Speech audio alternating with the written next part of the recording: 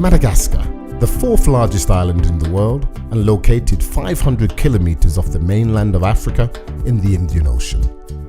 It's endowed with unique land and water resources and is one of the 6 countries seeking to mainstream land governance through the International Fund for Agricultural Development and the African Land Policy Centre. Madagascar signed the CAADP Framework Compact Agreement in 2015. The framework, with the support of the government, is aiming to promote agricultural growth, rural development, strengthen nutritional and food security in order to increase economic growth and ultimately reduce poverty.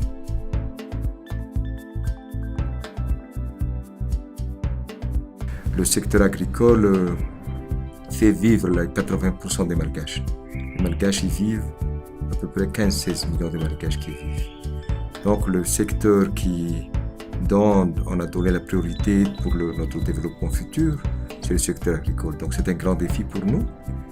Et il y a des opportunités qui sont là, il y a des problèmes, des contraintes, mais en tout cas les potentiels sont là. Et dans la stratégie de mise en œuvre, c'est de transformer ces potentiels en ressources mobilisables afin qu'on puisse partager les revenus de cette croissance et de ce développement qui devait être durable dans le secteur. Madagascar has, however, faced significant challenges in many aspects of executing land reform due to its inherited colonial laws, many of which are centuries old. Madagascar a 35-36 millions de terres arables. Et nous avons exploité 6 millions de terres arables. Donc il reste 30 millions non exploités.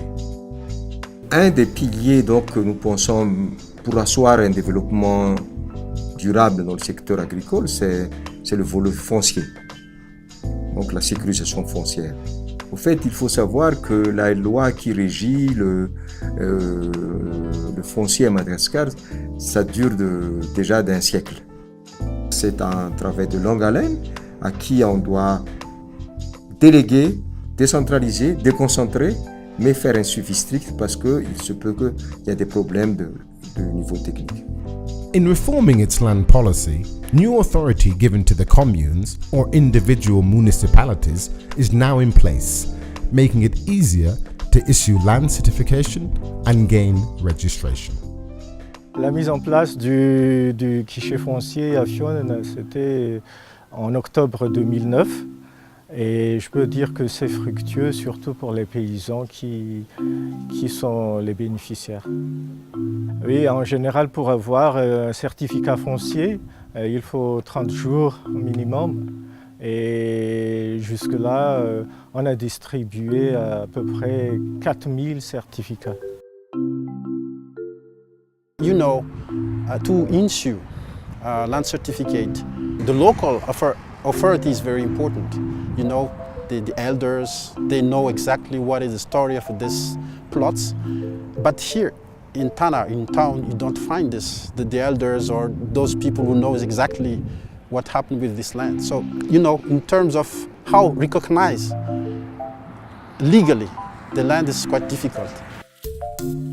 The challenges of managing land reform on this vast island nation encompass a further complicated dimension with cultural, gender and even age factors all compounding the speed of change and policy implementation. We have two separate strategies. For urban area and for rural area, it's quite different. And let's say, for example, in urban area, we try to promote land titling, but in rural area, we promote the certificate, land certificate. No, we have two types of land registration. Land registration and titling feed directly into agrarian policies in Madagascar. The hope is that this initiative will enhance the role and livelihoods of small-scale farming communities. On a un peu de problème sur la loi qu'on a eue sur la réforme agraire, la réforme foncière, puisque le paysan a leur petit terrain là avec eux, mais le grand parcelle là, son reste dorme toujours à côté des producteurs, donc il faut donner des terres aux producteurs. et en même temps les mesures d'accompagnement pour qu'ils puissent produire beaucoup pour leur vie.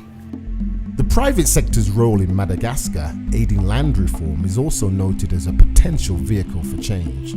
Private sector business leaders are now fiercely challenging the current status quo in conjunction with government-led initiatives to support the growth of the agribusiness sector. Ça, c'est le rôle de l'administration et nous, le secteur privé, on se bat pour qu'il y ait une facilitation de la production agricole, c'est-à-dire qu'il faut aujourd'hui sensibiliser les paysans pour produire, parce que nous sommes un pays à vocation agricole. Nous avons 36 millions de terres cultivables. Aujourd'hui, on n'exploite que moins de 10%. Le potentiel est là et il faut une vraie politique nationale de développement agricole à Madagascar. Il faut de plus en plus que l'administration travaille de près avec le secteur privé et retienne les propositions du secteur privé. Il n'y a pas d'avenir sans le secteur privé, il n'y aura pas de croissance économique sans le secteur privé. The idea is to secure land, that's the first. And those investors, these foreign investors, can help also the local population to secure their land. The strategy of the government is first secure the land of the local population and then secure the foreign investors. So it can be done in parallel.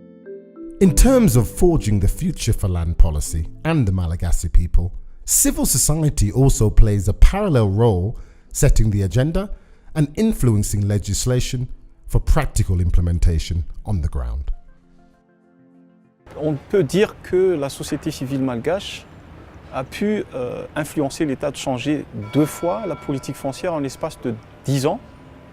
Mais notre défi, c'est sur l'application de ce qu'on a été décidé dans ces lettres de politique foncière. Le problème, ce n'est pas au niveau de la législation, mais au niveau de la pratique.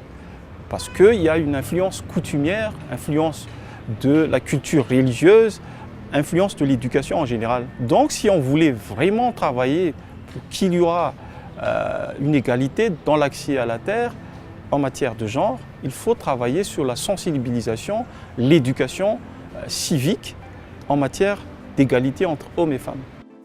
Implementation of gender mainstreaming in land policy reform in Madagascar is now being incorporated into law and practice. We already incorporated the gender issue. So, but you know, there's some gap between law and the practice size. That means we need also to sensitize the local population. How can we enforce the laws?